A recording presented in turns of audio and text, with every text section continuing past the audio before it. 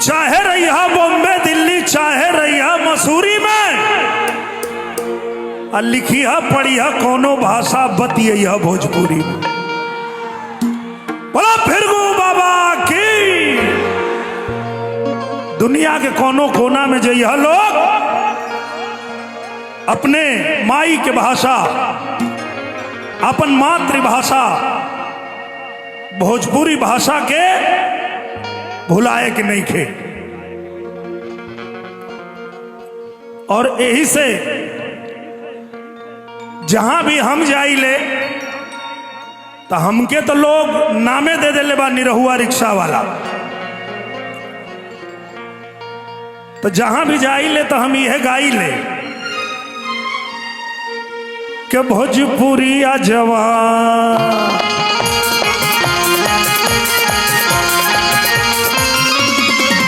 भोजपुरिया जवान नहीं सहेला गुमान भोजपुरिया जवान नहीं सहेला गुमान। बाई बतिया के गावे गावे हाला। ऐसे मजा ना आई। अब तमन के देश के यशस्वी प्रधानमंत्री नरेंद्र मोदी जी भी गमछा घुमा के गर्दा उड़ा दिले। तनी एक बार तोहनो लोग अपन अपन गमछा हाथ में ले ला और तनी एक बार बलिया में ददरी के मेला से गर्दा उड़े के चाहिए। जकरे जकरे हाथ में भोजपुरिया गमछा है एक बार निकाल ला गमछा भैया। कि भोजपुरिया जवान नहीं सहेला गुमान भोजपुरिया जवान नहीं सहेला गुमान। बाई बतिया के गावे गावे हाला। निरहुआ रिक्शा वाला निरहुआ रिक्शा वाला निरहुआ रिक्शा वाला निरहुआ रिक्शा वाला।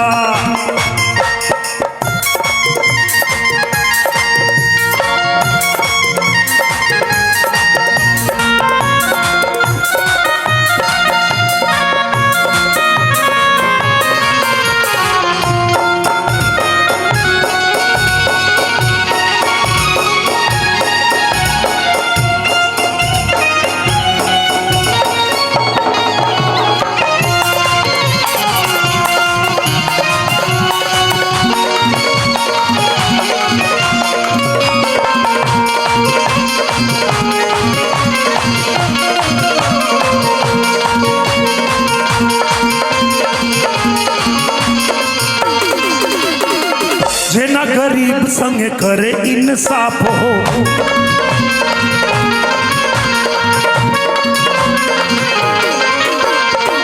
ए भैया रहिले हम करे खिलाफ हो।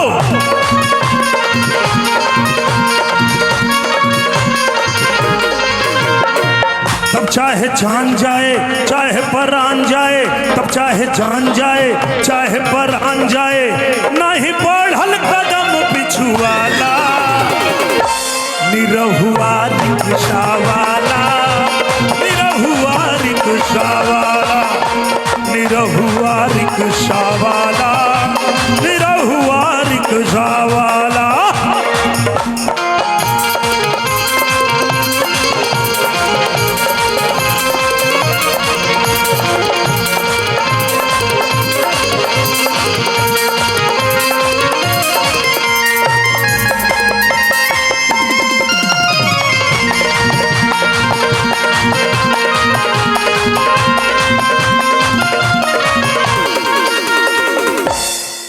चली जब रोडवा पे मची जाला शोर हो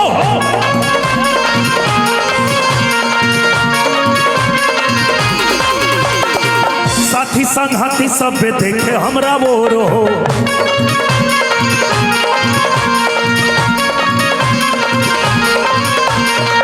देला आशीष सभे करे नटीस केहू देला आशीष केहू करे नटीस केहू नहीं मेहनत करे में लजाला। निरहुआ रिक्शा वाला निरहुआ रिक्शा वाला निरहुआ रिक्शा वाला निरहुआ रिक्शा वाला। भैया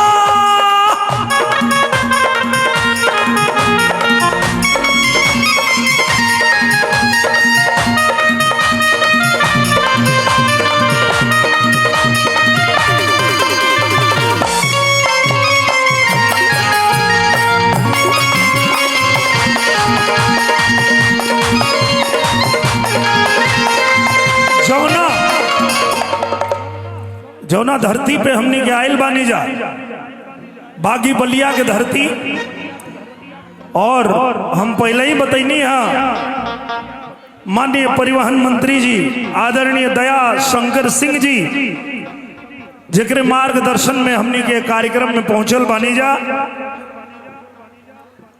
उनकर कहनाम रहे कि बलिया में पहुंची है तो एक बात के ध्यान रखिया कि बलिया वो धरती है, वो माटी है जौना माटी में पैदा होखे वाला लड़का जैसे ही जवान होला, जैसे ही शरीर में खून उबाल मारल शुरू करेला, तो बलिया के धरती का एक एक जवान एक ही बात कहेला कि माई हो ललनवा देदा, बाबू हो सुगनवा देदा, माई हो ललनवा देदा, बाबू हो सुगनवा देदा, देसवा के करनवा अपने बहनी हो पिरनवा देदा, माई हो ललनवा देदा, बहनी हो पिरनवा देदा।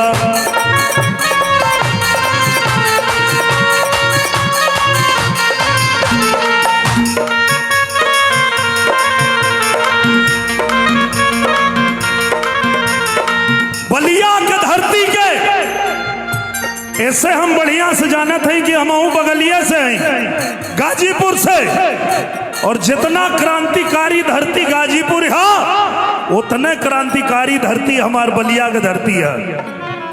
घर से निकले वाला फौजी नौजवान एक ही बात कह के निकलेला, चाहे गाजीपुर से निकले चाहे बलिया से निकले, दूधवा का कर्जा तोहरे माई हम चुका के आई, याद रखिया माई तोहरे दूध का कर्जा चुका के आई, दूधवा का कर्जा तोहरे माई हम चुका के आई, आ दुश्मन के मुहवा में करीखा लगा के आई।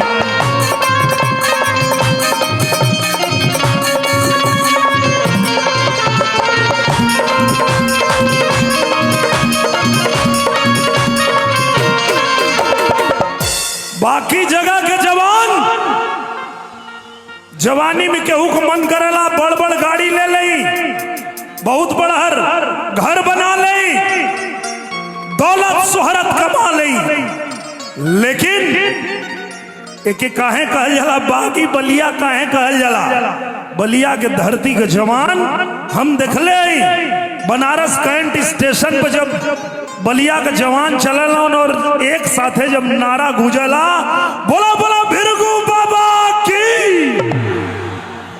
तो जो कैंट है जहां भर्ती होखे खातिर जवान जाना एक ही सपना रहेला दिल में, एगो फौजी का सपना होला, एगो फौजी का सपना होला, और तिरंगा कफनवा देदा, माई हो ललनवा देदा, बहनी हो पिरनवा देदा, माई हो ललनवा देदा, बहनी हो पिरनवा देदा, देसवा के करनवा यापन सारा तू खजनवा देदा, माई हो ललनवा